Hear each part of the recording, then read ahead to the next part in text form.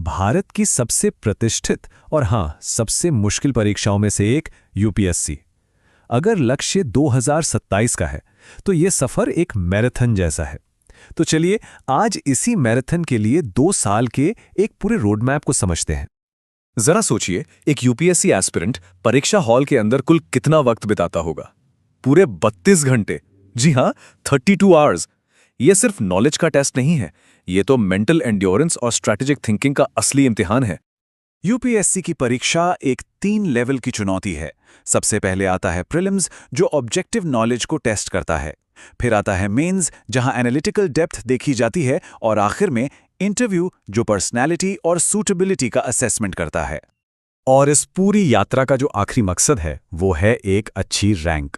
और वो रैंक तय होती है मेंस और इंटरव्यू के कुल 2025 मार्क्स में से।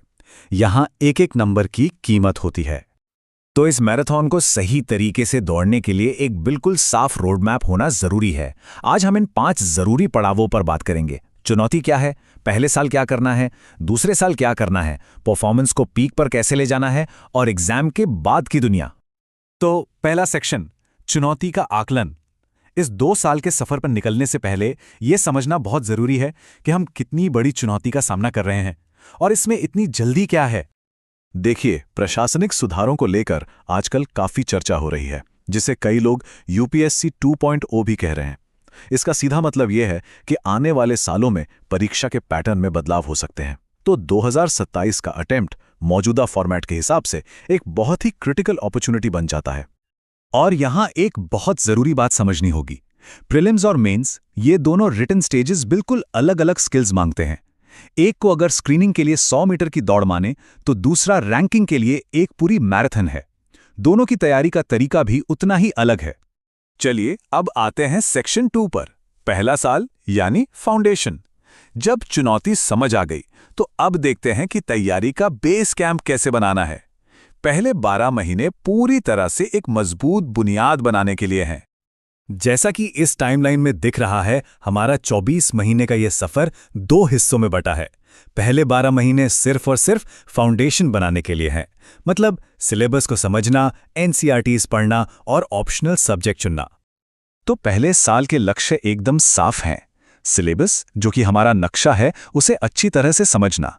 एनसीईआरटीज, जो हमारे औजार हैं, उनसे बुनियादी ज्ञान हासिल करना। और ऑप्शनल सब्जेक्ट, जो हमारी स्पेशलाइजेशन होगी, उसे चुनना।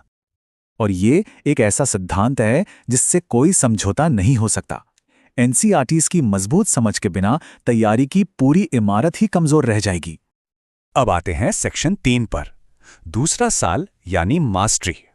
जब बुनियाद तैयार हो गई, तो दूसरे साल का फोकस होगा ज्ञान को इंटीग्रेट करने और स्किल्स को पैना करने पर। अब सिर्फ इंफॉर्मेशन इकट्ठा करने का काम नहीं है। दूसरे साल में अलग अलग सब्जेक्ट्स जैसे हिस्ट्री, इकोनॉमिक्स और करंट अफेयर्स के बीच कनेक्शन बनाना शुरू करना होता है, ताकि एक होलिस्टिक अंडरस्टैंडिंग बन सके।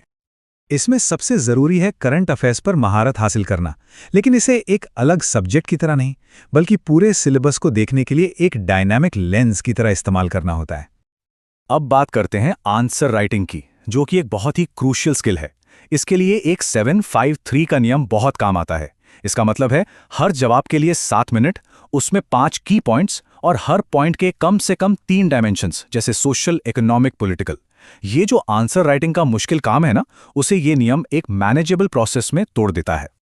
Section 4, peak performance. जैसे जैसे एग्जाम पास आता है, स्ट्रैटेजी फिर से बदल जाती है।